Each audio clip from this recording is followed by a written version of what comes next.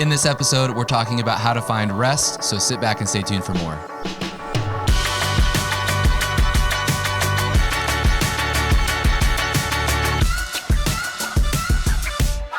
Hey there, welcome to another episode of Monday Moments, the show in which we take a deeper dive into Sunday's sermon. My name is Travis, your host. With me today is Pastor James, and like I said in our intro, we're talking about how to find rest. This is part 3, if I'm not mistaken, in our Rhythms of the King sermon series, our Sabbath, our 40-day celebration of Sabbath. And if you've not had a chance to listen to this past Sunday's message or any of the messages in the series so far, you can do so on our website, on our YouTube channel, or listen to the audio wherever you get your favorite podcast.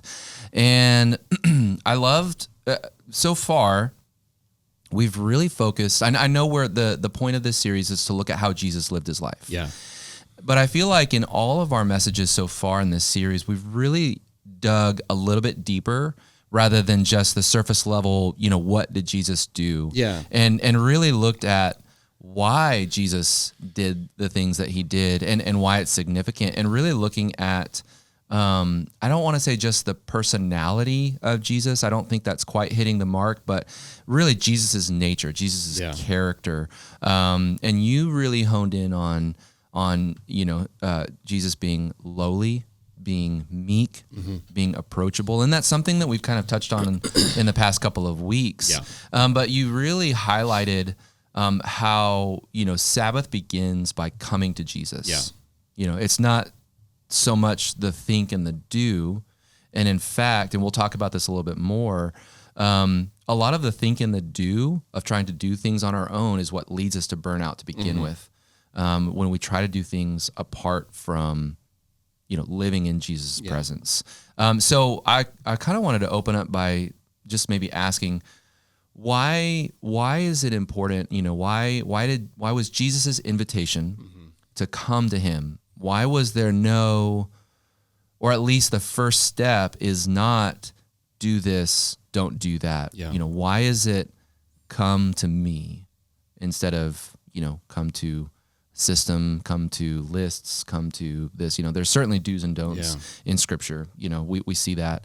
But the first invitation, the primary priority invitation really is come to Jesus. Why do you think that is? Well, I think we've got to look at the end of verse 28, where he tells us what the purpose of that is, and you will find rest.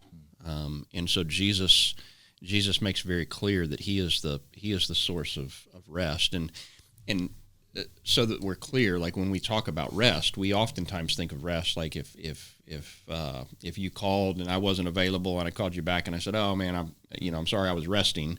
The assumption is going to be I was laying down, I was taking a nap, I was kind of all these different things, and that's not necessarily what Jesus means by that. It means that we're not hurried in our soul. And so again, I think about when I am most at rest, I am least concerned about all of these things around me. I'm not worried about the future. I'm not worried about the outcomes of things. I'm not worried about whether or not things are going to work out. There's just this ability for my body to just be at rest, my mind to be at rest, my spirit to be at rest. And that was really that was really where Jesus lived. He trusted in his Father. He looked to his Father for all of his provision. And I think that's a big part of it. When Jesus says, "Come to me, all you who are weary and heavy laden, and I will give you rest." This is not, "Hey, let's go lay down and take a nap, and I'm going to take care of things."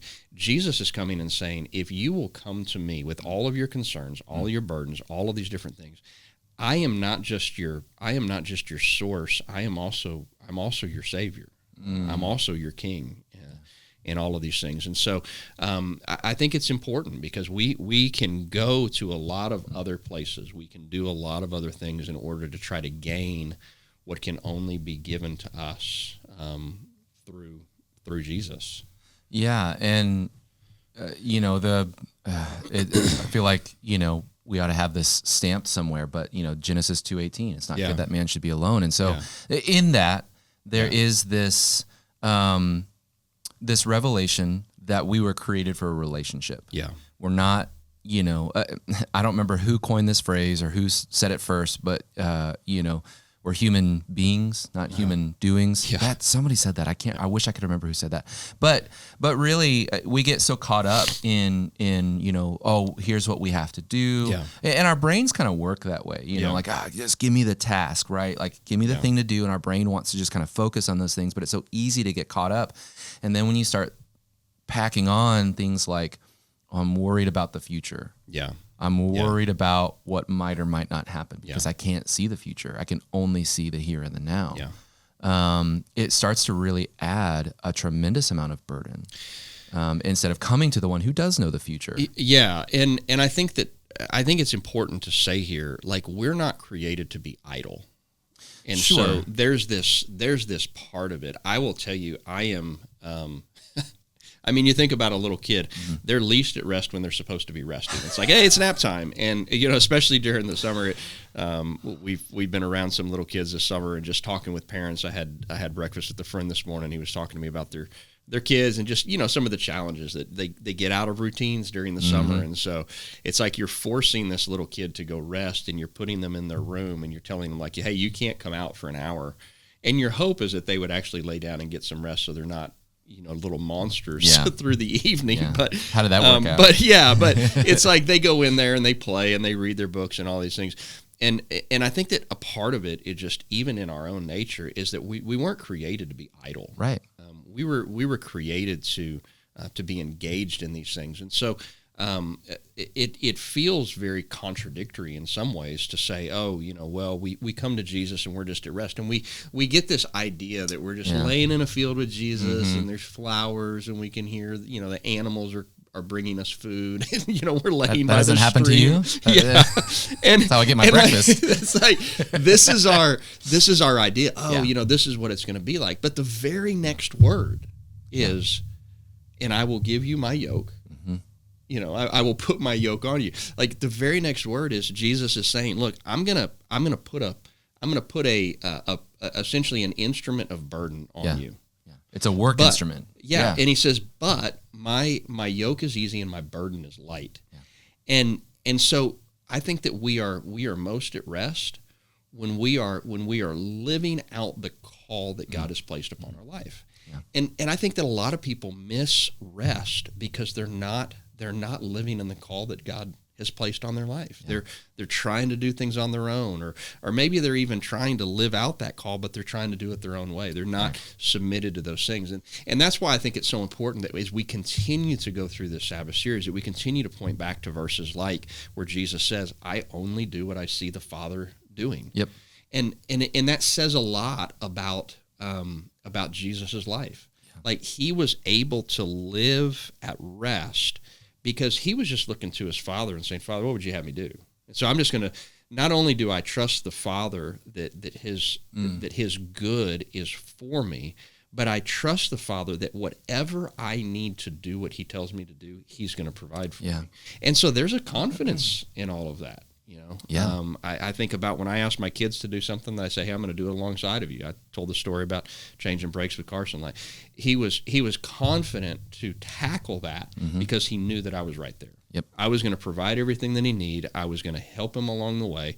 And so it didn't have to be this stressful situation, even though it was new and even though it was different and even though he had never done it before. He was confident in my ability and my willingness to provide whatever he needed in order to accomplish that. And I think that's really the essence of what Jesus is coming. He's saying, come to me with all of you who are weary and heavy laden. What causes us to be weary and heavy laden? A lot of times it's things that we're trying to do on our own effort. It's the things that we're striving over, the things that we're stressed over. Yeah. And he comes and says, give me these things and I will give you my rest. And my rest looks like this. It's my yoke. Yep. It's my direction. It's my call on your life. You live in that, and you will find rest. Yeah, and that's one of the things I love so much about Eugene Peterson's paraphrase of Matthew 11:28 through 30. It says, Jesus says, "Learn from me, work with me, and you'll learn how to live freely and lightly." Yeah. And I think that there's such a difference between feeling burdened and burned out Yeah. versus, man, I put in a really good day's work. Yes. And I'm legitimately exhausted, but not depleted. I feel good about it. Absolutely. Like there is such a difference when you're in that zone. I was around a guy a while back who has he's retired and he just doesn't do anything. And I came away from that. I told Kelly, I'm like, that's my nightmare. That is like, seriously, spend all day like doing nothing. I just I have a hard enough time, and part of that is me and things like that. But it's like I don't ever want to get to a point where my life is just idle, right? And I think that's the part of all of this is that rest, satisfied in my soul. Yeah. Satisfied in my provider, satisfied in his provision, Yeah. Satisfied in what it is that I'm applying my hands to, and being a contributor and being a part. And man, that's where, like you said, like I can get to the end of the day having worked a hard day, but feeling like I accomplished much and did some really good things. And it's like, whew, man, I am a good kind of tired right now. I know. Yeah, there really is a difference. And I feel like it's really refreshing in a weird way. Yeah. Even though I'm tired, Yeah. but it's also really refreshing and really rewarding. You were talking about, Jesus only did what he saw the Father do. And I can remember in thinking about not doing things outside of what God has called you to do. Yeah. And how, if we try to do those things, that's oftentimes what leads to a lot of that burden and anxiety and trying to worry about these things. We're trying to carry too much. When I was in college, I was really anxious over what is God calling me to do? I remember. Yeah. You were there. Yeah. You remember probably vividly. But I would just go in these like deep, dark, tailspins of like, I don't know what God's calling me to do. And I remember reading, I think it's in 1 Thessalonians, give thanks in all circumstances, pray continuously, for this is God's will for you in Christ Jesus. I was like, oh, I can do that. Yeah. And so there's just something about gratitude and prayer, just coming to God's presence that leads to this satisfaction. Yeah. So I know we've kind of talked quite a bit on this first talking point, but if we know these things, and when I say these things, I mean, we know that satisfaction is only found in God's presence, working with God. Why is it that it's so easy for us to oftentimes get caught up again and again in these seasons or times or, mental modes, whatever you want to call it, of I'm just so anxious. I'm so burdened. I'm feeling burned out. I don't feel that satisfied kind of exhaustion that we talked about. I'm feeling this sense of dread. I'm feeling this sense of being overwhelmed, of just feeling weary and burdensome. Why does it? Even though we know these things in our mind, how do we keep getting tripped up and caught in these places? Well, so John 16:33. In this world you will have tribulation. Do not fear, I have overcome the world. So there's a warning that Jesus gives us. He says, look, there's going to be challenges. We live in a fallen world. There is a real enemy. That is he is the Scripture defines him as the enemy of our souls. Who comes to steal, to kill, and destroy.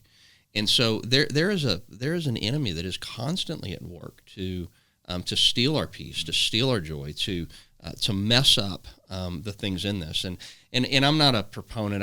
Over the years, people, it's like there's a devil behind every bush, and every burden is from him. Look, remember, Jesus says, if you follow me, I'm going to put a burden on you.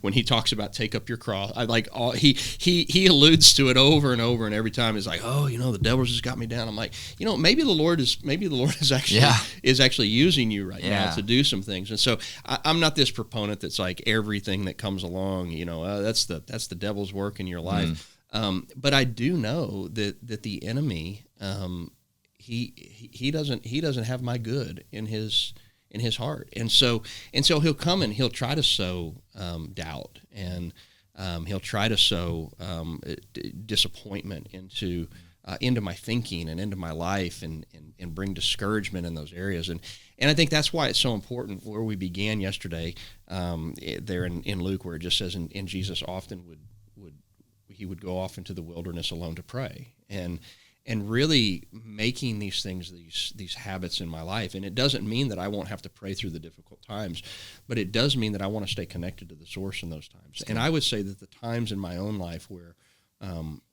things have been the hardest, those are a lot of the times where I have been the most discouraged, or things like that.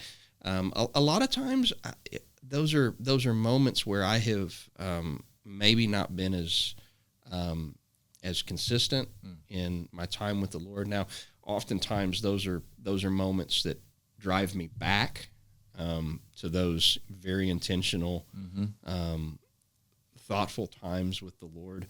But that's not to say that can't still happen in the midst of those things. But the confidence comes from knowing Him. Yeah. The confidence comes from knowing that no matter what I am going through, I really trust Him to be my provision. And so I could come to you and say, "Hey, man, next year you're gonna have to file bankruptcy. You're gonna lose your house." But the moment after you do that, I'm going to give you $5 million. You're going to be like begging for the bankrupt. Like, come on, let's lose everything. And it's not. I mean, that's a ridiculous example. Sure. But that's the kind of confidence in a way that the Lord wants us to have, not from a monetary standpoint or anything, but just to say, when Jeremiah says, "I know the plans that I have for you," and obviously he was giving a prophecy from the Lord. Now this was in regards to Israel and her things, her existence, that nation, but so much of what is included in that can be applied in a personal way. Like, the Lord knows us, He loves us, He cares for us, He's a good Father, all of these different things. And I think that the more intimate our relationship with Him becomes, the more convinced we can be in those difficult times that Jesus promises are going to come, in getting through that. And I would add, like the fellowship that we have with one another, the encouragement that comes, from a comforting word from a friend. Like, all of these things are so critical to us experiencing that real rest. Yeah, I was talking with the worship team this past Sunday, and just talking about how I know, not that I do this perfectly, but I know when I'm feeling like I need to control things, it's usually because there's a fear going on. You know, fear often, if not always, equals control. Yeah. And fear is rooted in the past. Yeah. And, something that happened, something that I experienced. And if I'm afraid, then there's something I'm not really trusting God for, or in, or about. And yet, time and time again, God is so faithful to show Himself trustworthy. But how would it change my life and all of our life if, when we're going through difficult times, and I love that you said that, because it's not a question of if we go through troubled times, it's when. You will have trouble in this world if we were to take those things to God first. And I would add, because I've experienced the peace of God when I say, "God, this is a hard thing, and I'm afraid." And it's just amazing when we come to God with just in honesty. "God, I'm scared of this. I'm worried about this. I'm discouraged about this. I'm doubting this, but I know that You're good, and I know that You're watching over my life." And to really go back, you see that in Psalms, all over Psalms. David had these moments of doubting, of questioning, of concerns, and then he says, "But I remember how You worked in the past. I remember who You showed me. I've been young, and I have been old, and now I'm old, and I have not seen the righteous forsaken." Absolutely. This testimony of God's faithfulness through that. And I think I think we get better at that with age. Sure. The more that we have been able to see God's faithfulness in those things, the easier it is, which I think is why it's so important that we do life together. Absolutely. Because there are others who can come and they can give testimony to our circumstances. Absolutely. That we may not have yet, and just say, "Look, I've been where you're at." And and here's what God did. Now let's just let's ask Him that He will move in your situation, right, in those things. So yeah, that's good.